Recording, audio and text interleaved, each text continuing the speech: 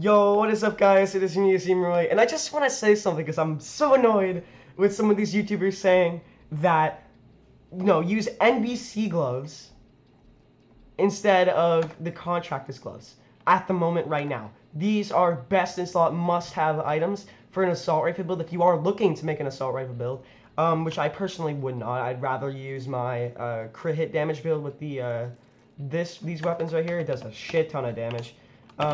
But if you are going to run an assault rifle build, you might as well do it right. So you're going to want to use a Fenris mask for the 10% assault rifle damage. And keep in mind you can have these pieces anywhere as long as you have these pieces. But you can't take up these two slots, and that is the Contractor's Gloves and the Fox's Prayer. So you're going to want the Sacrifice, a 3-piece Providence, Fenris, one-piece Fenris, and then these two.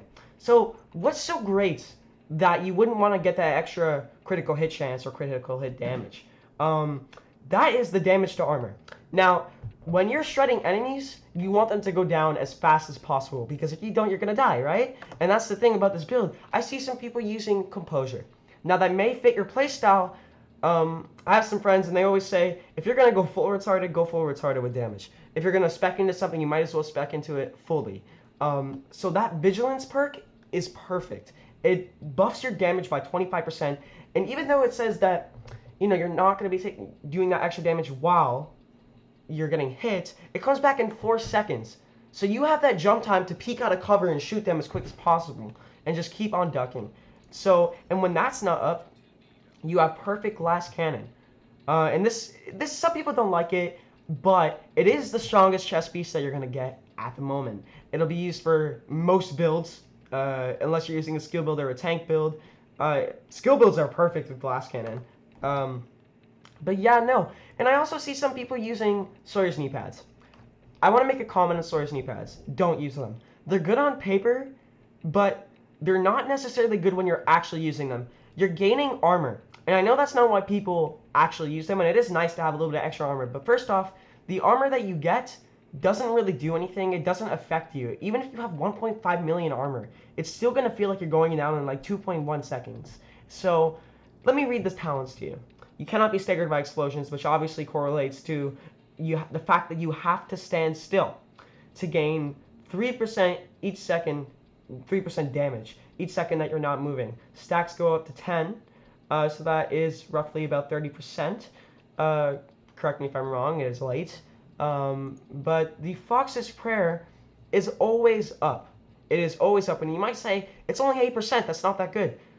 The damage to armor is very strong, and I'm about to show you how strong that is. And I'm going to show you why I don't like seeing people use NBC gloves, because I know that there's a lot better out there, especially not, like, if you want to, go ahead and try.